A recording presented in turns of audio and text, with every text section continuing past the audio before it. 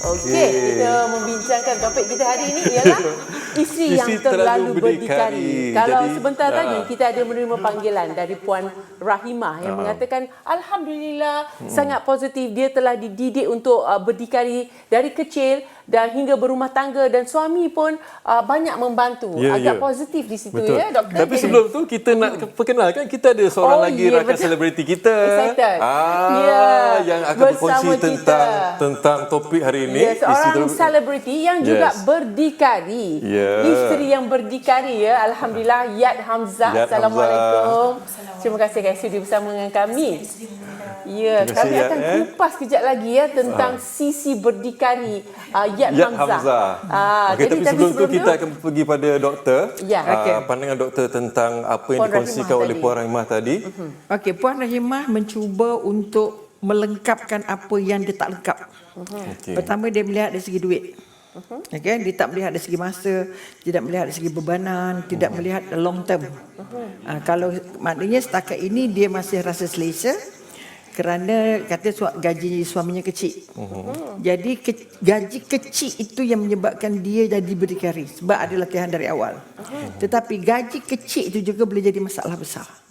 Okay, kerana suami gaji kecil, ego ataupun self esteem, harga diri suami itu automatically kecil.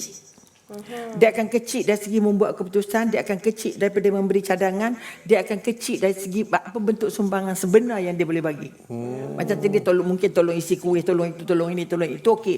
Itu kecil-kecil. Tapi untuk buat keputusan, untuk buat tindakan, untuk memberi cadangan, sakit. Sebab itu yang kita kata Islam kata sekufu tu, yang mentalitinya sama. Maknanya dia nampak apa yang Islam nampak. Tapi kalau dia kata okeylah, duit you ada, belilah apa you nak. Akhirnya banyak sampah yang dibeli. Sampah itu membuat macam-macam. Itu baru berniaga dalam rumah. Apa kata dapat big demand? Dia akan buka gerai, akan buka itu deng. Tanggungjawab pun macam bertambah. Sangat besar. Jadi maknanya kekuatan yang nak dibangun ialah bukan sekadar duitnya. Mampu atau tidak dia bekerja sama. Suami mungkin terus berhenti kerja, fokus kat dia. Artinya hubungan kita tak ada hubungan kerana duit. Hubungannya mesti ada hubungan hati, hubungan perasaan, hubungan iman, hubungan keyakinan, hubungan komunikasi. Tapi advantage-nya tadi dia kata suami dia ringan tulang. Sedia membantu. Betul, sebab dia sedia dia kecil. Kadang-kadang terlalu banyak membantu, dia jadi orang gaji. Mula-mula tolong, lepas itu paksa, lepas itu arah, lepas itu AM je bos. Itu akan terjadi. Itu masalah besar. Kecondongan ke situ sangat besar. You tahu apa? Gaji you berapa sen je? Duit banyak. Buka akaun you sepeletih. Sebab itu semua yang nak dibeli mesti pilihan isteri, bukan pilihan suami. Suami have no say. Duit I lah, I suka nak beli gelang segitu, roda bersikal ke, rantai bersikal ke, itu apa je pasal. Jadi akhirnya rasa hormat tertipis, rasa bekerjasama, rasa berkongsi itu, rasa melihat masa depan itu tak sama dah. Baik. Okey, itu pandangan boleh doktor sendiri tentang Puan Rahimah. InsyaAllah segala terbaik pada atas doktor. Kita doakan segala terbaiklah untuk Puan Rahimah. Okey, kita pergi pada Yat sekarang ni. Tak sabar tunggu Yat. Okey, kita nak dengar sendiri pandangan dari Yat lah. Adakah perlu seorang isteri itu berdikari? Bismillahirrahmanirrahim. Assalamualaikum semua. Waalaikumsalam warahmatullahi wabarakatuh. Saya berpendapat memang sangat perlu untuk seorang wanita berdikari, lebih lagi kalau ia bergelar seorang isteri dan ibu. Tapi ada syaratnya. Dia bukan sepanjang masa dia tertaluk pada keadaan tertentu yang memerlukan dia untuk berdikari. Contoh kalau ketiadaan suami di sisi, contoh mungkin dia PJJ atau suami sentiasa outstation dan sebagainya, tidak ada pembantu. Macam contoh keadaan saya sendiri, saya memang tidak ada pembantu, tak ada pengasuh, cuma ada seorang PA atau sahabat baik saya sendiri.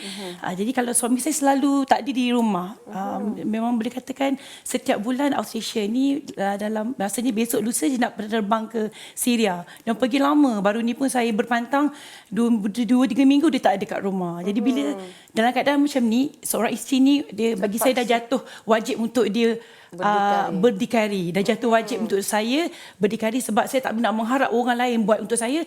Saya kena buat sendiri dan saya ada 4 orang anak di bawah saya kan. Jadi kewajipan tu ialah bila wanita tu dia berdepan dengan situasi dia memang kena berdikari, dia perlu buat. Gitu. Itu berdikari dalam bentuk short term yang dekat dengan dia. Boleh nampak? Sebab itu kita kata itu bukan sekadar berdikari, tapi itu sudah jadi tanggungjawab penuh. Tanggungjawab penuh. Tapi yang jadi masalah berdikari bila tidak ada perkongsian. Perkongsian nak buat apa, nak jadi apa, nak ke mana. Jadi kalau kita kata dia berdikari kerana tak ada orang lain, itu pilihan terakhir dia. Itu bukan bukan nama berdikari. Maknanya itu adalah belum lagi. Itu tugas asas. Okey. Tugas asas. Maknanya kalau berdikari, kalau you nak buat apa-apa, ada konsep husband tak? You nak buat kuih apa, nak jual kat mana, siapa kliennya, you nak hantar macam mana, siapa nak return pungut. Kadang-kadang tukang ambil jadi girlfriend, jadi boyfriend. Okey? Okey doktor, saya nak tanya doktor Yep. dari segi hukumnya. Kalau seorang isteri ni dia dah jadi berdikari dan terlalu berdikari dan segala-galanya, dan suami pula macam mengambil kesempatan, tak apalah, selesa lah kan, jadi tak apalah, biarlah isteri aku buat kerja apa semua, dah jadi macam malas nak bekerja. Macam ambil kesempatan. Macam mana tu doktor? Maknanya itu sebab saya kata tadi, kalau nak berdikari, kena runding apa konsep berdikari yang you nak. Okey, kalau ya kata tadi saya buat kalau suami tak ada. Okey, tak ada orang yang nak bantu. Tapi kalau suaminya ada, runding dulu nak buat apa. Kata tadi buat kuih lah, buat apa. Suaminya selesa tak? Dah bela baby kat rumah. Bermakna tak ada keselesaan di rumah. Bising riuh rendah contohnya. Kerana kalau tak tolong lagi riuh. Asal tengok je. Nampak tak? Walaupun suami tak suka. Jadi akhirnya konflik dalaman tu akan muncul satu. Sebab itu kau nak ada babysitter, runding dulu dengan suami. Sesuai ke tidak? Boleh ke tidak? Sampai pukul berapa? Bila ada masa senggangnya. Kalau dia ambil 7 sampai 7, dari 7 sampai 7 maknanya apa? Ada masa tak dengan suami? Tak sempat. Lepas tu dah letih. Lepas tu nak masak, lepas tu nak buat kuih. Contohlah. Kalau kita ambil contoh tadi. Jadi masa senggang dengan suami itu sikit sangat. Maknanya masa senang, masa lapang, masa nak layan suami. Sebab itu dari segi hukumnya, pertama, you buat untuk apa? Kalau you ada penanggung, sebab suami adalah pembekal segala keperluan dia rumah. Contohnya. Tapi kalau you rasa you gaji RM5,000 tapi you nak belanja macam RM10,000, dia kena buat double lah. Jadi itu yang membuatkan tugas jadi suami isteri tu jadi longgar. Kalau suami akan jadi kata, duit saya banyak kes. My case. Yang kata gaji kecil. Gaji saya kecil. Kalau saya tak bagi you pun everything will be fine. Peringkat awal yes. Tapi hujungnya bila seluruhnya, akhirnya panggil lawyer. Doktor berdapat lawyer tak? Kenapa? I can't stand anymore. Dia lepas tangan terus dari anak, dari sewa itu, orang gaji dan sebagainya. Sebab itu kita tak boleh bagi dia ruang untuk dia rasa dia tidak perlu commit. Kalau sikit, commit sikit. Kalau banyak, commit banyak. Bermakna kalau isteri dah ada income besar, jangan kepalanya pun besar. Jangan perancangannya besar, sehingga perancangan dengan suami tak masuk. Ini suka ala duit I nak beli duit baju RM10,000, RM5,000, RM7,000. Sebab masa dekat situ yang saya kata, kita nak supaya isteri ni walaupun dia berdikari, tapi dia tidak besar kepala. Tak besar macam kepala. Iyat, macam pandangan Iyat macam mana? Macam Iyat sendiri, bagaimana Iyat membawa diri walaupun Iyat berdikari, mungkin daripada zaman sebelum kahwin lagi dah berdikari, macam mana nak mengolah benda itu masuk mendapat persetujuan? Macam mana pandangan suami Iyat sendiri? Saya sejenis wanita yang memang dididik untuk berdikari daripada kecil sebab keluarga besar dan orang susah dulu. Anak pertama pula tu, dia dah terbiasa. Jadi bila dah berkahwin dan rumah tangga pun terbiasa nak berdikari sehingga semuanya nak buat sendiri.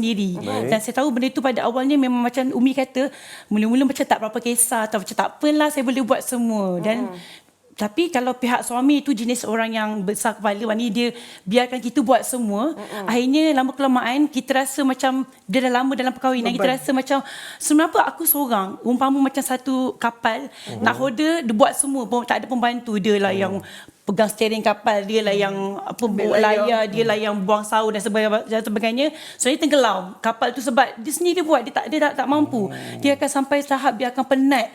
Dia akan pertikaikan, aku ni penat ni, ikhlas ke tidak aku buat kerja ni kan? Aku ni buat ni beban untuk aku. Adakah aku gembira dengan apa aku buat? Dia akan sampai satu tahap, dia akan tanya diri dia.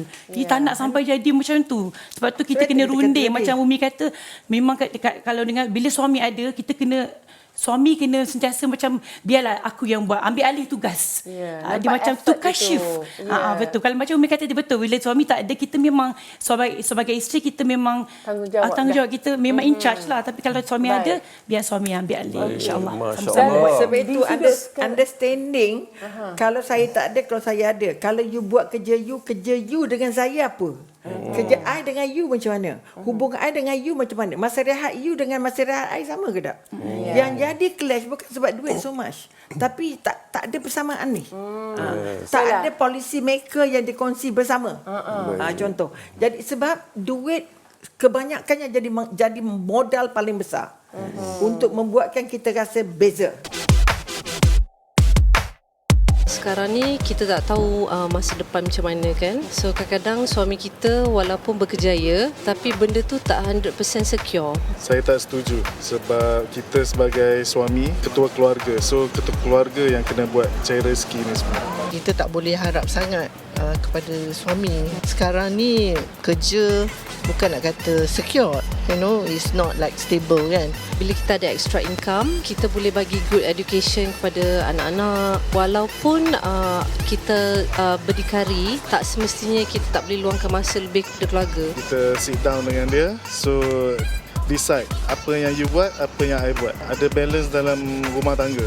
Apa yang kita decide tu kena be a shared thing lah. Tak boleh macam berat sebelah.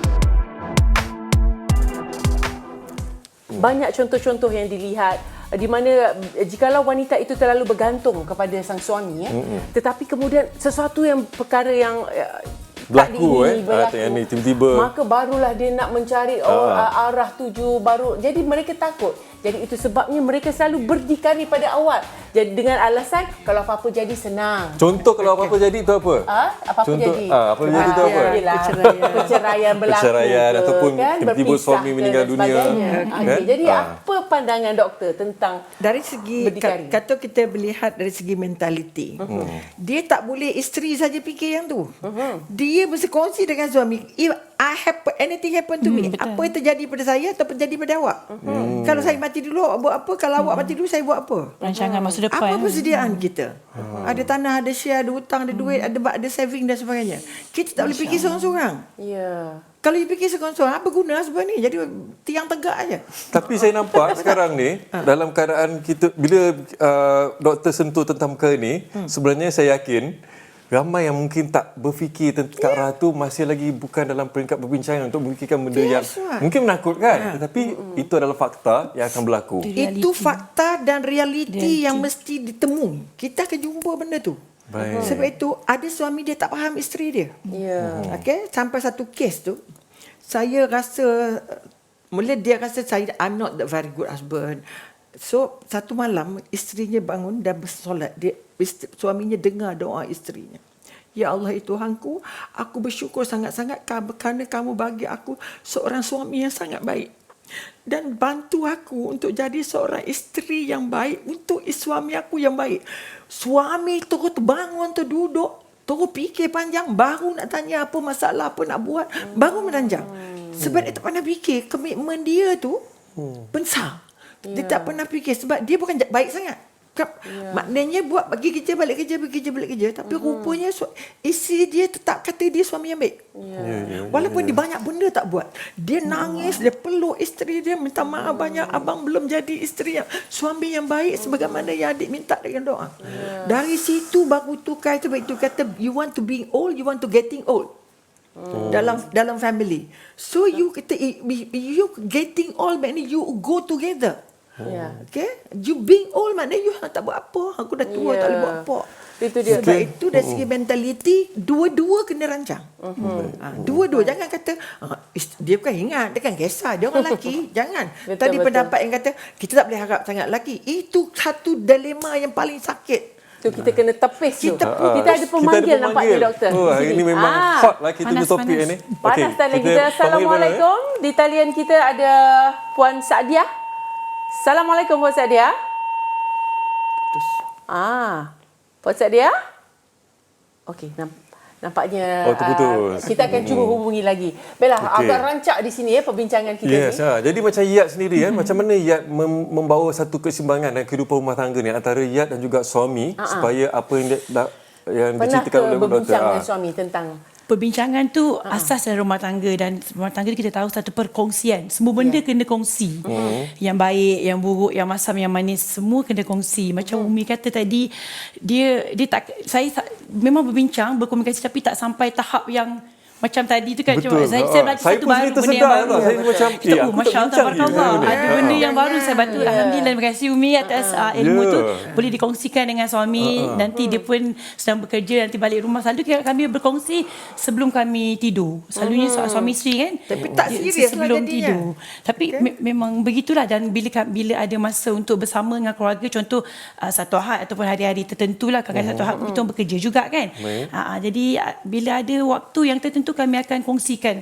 Memang habis keluar semua, tapi cuba kawal emosi lah. Itu paling penting. Lagi depan anak-anak memang kena kawal emosi. Kalau kadang-kadang kita rasa kalau kita cakap tu, teguran tu tak sampai pada suami, kita bercakap pada orang yang dia hormat, yang dia lebih, orang kata, takut dan percaya.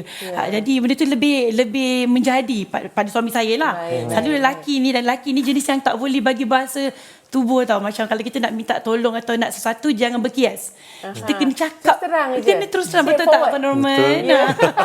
Dia tak boleh macam contoh kalau kita dah penat sangat satu hari nak minta tolong kat dia. Ya Allah, penat ni, sakitnya badan hari ni, tapi banyak lagi kita tak siap. Nanti suami akan cakap, tak apalah, rehat dulu. Tapi dia tak tolong pun nak selesai gitu kan. Dia kepatutnya kena cakap, abang, saya dah penat, boleh tak abang sambung? Lelaki dia jenis yang tak boleh berkias. Dia kena cakap straightforward. Tapi kadang-kadang berkias tu sebab apa tau? Macam Iyat cakap, saya faham. Sebab Iyat menghormati suami, tak nak memaksa. Jadi macam suami ni kena ambil pendekatan faham-faham lah sendiri. Tapi tak semua lah nampak. Tapi tak semua begitu. Kalau kita tahu suami kita jenis macam tu, kita kena dari bagi segi mentalnya, dari faham dari segi psikologinya. Isteri bercakap pakai perasaan. Suami bercakap pasal otak. Sebab itu kalau penat, rehatlah. Padahal isteri cakap dia letih, dia penat, nak minta sumbangan tenaga, sumbangan nasihat. Tapi suami pakai otak. Dah letih, macam cuba lapuannya, makan lah.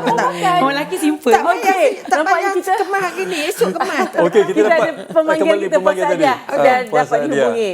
Assalamualaikum, Puan Sadia. Waalaikumsalam. Ya, jadi orang tu. Ya, Puan Sadia. Pada Johor ya? Ni Ustazah. Aha. Ni lah pasal menantu saya ni. Dia tak bercerai. Tapi dia duduk asing rumah. Anak lelaki saya tanggunglah semua. Sewa rumah, tentang anak semua ni, nafkah semua. Memang suami anak saya kasihlah. Tapi dia duduk berlainan rumah. Itu dikira macam mana? Dia kata dia berdikari sendiri. Dia yang perempuan kata dia berdikari sendiri. Menantu dia cakap dia nak berdikari, tapi dia duduk dalam rumah. Duduk rumah berasingan. Baik. Okey, kita nak tanya pendapat doktor sendiri ya. Terima kasih Puan Sadia. Terima kasih Puan Sadia. Okey, doktor. Macam mana Itu ni, konsep doktor? bidikari nak lain rumah ya. Supaya dia boleh fikir resipi sendiri, tak ikut resipi mak. Masya-Allah. Dia boleh remas ikut cara dia, bukan ikut cara mak. Maknanya dia berdikari di situ, artinya dia nak belajar hidup suami isteri saja. Tak ada orang lain campur. Keputusan dibuat oleh suami isteri, mak tak chip in dalam. Kalau duduk dengan mak tua, Allah tak payahlah. Allah kan penting sangat. Dah kita pun terkenyuk. Tapi kalau duduk berasingan, itu bermakna dia baru nak belajar membangun keperkongsian tanpa ada campur orang ketiga.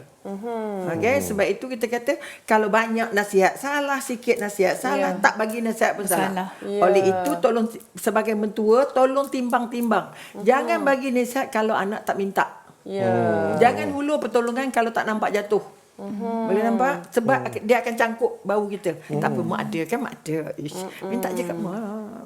Ada maksudnya manis bila diberi bantuan tu.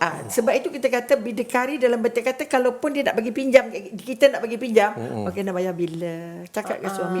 Kadang-kadang dia bagi kat anak perempuan, dia tak cakap kat suami. Mak yang cakap kat abang yang kita ambil duit mak. Tak boleh begitu. Sebab itu nak pinjam duit mak, bincang. Okey, boleh tak kita minta duit mak? Agak-agak abang boleh bayar berapa bulan? Agak boleh hansur macam mana? Tapi isteri berdikarinya salah, sembunyi-sembunyi. Sama juga ada duit. Mana pernah isteri beritahu how much money that I have? Suami pula duit pula dapat bonus ke dapat apa ke, tak pernah declare kat isteri I have this much. Sebab konon-kononnya apa? Ish, duduk kita. Yang tu saya setuju Umi. Itu dia kena clear, dia kena clear. Dia kena announce. Sweet and simple daripada doktor sendiri kepada penonton kita ya. Mungkin khususnya kepada lelaki untuk tidak dicop sebagai lelaki tidak bertanggungjawab tentang isteri berdikari ni. Silakan. Sebab itu kalau kita kata isteri berdikari bermakna suami lemah. Suami tak mampu kawal isteri. Suami nak bersandar dengan isteri. Sedangkan suami itu tempat sandaran. Jadi dia adalah penyandar yang reput. Maka kekuatan yang nak dibangun keluarga itu tak boleh panjang. Tak akan panjang umurnya. Kalau panjang pun dalam keadaan I am the king. Walaupun you jadi lelaki. Maknanya kononnya suami itu raja, tapi kuasa raja itu pada isteri. Akhirnya semua perancangan, semua keputusan akan dibuat oleh isteri. Suami akan jadi pak turut. Itu yang akhirnya hilang kuasa, hilang imej, hilang hormat, hilang kasih sayang dan akhirnya rela untuk berpisah. Jadi kalau boleh kita tak nak sampai ke peringkat perpisahan itu. Okey, kita nak minta pandangan pada Yat. Yang terakhir sweet and simple dari Yat.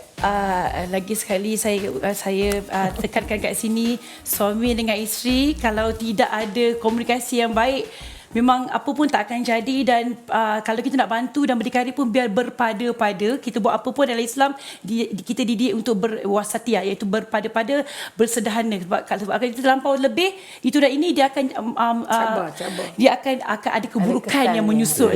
Jadi kena berpada-pada.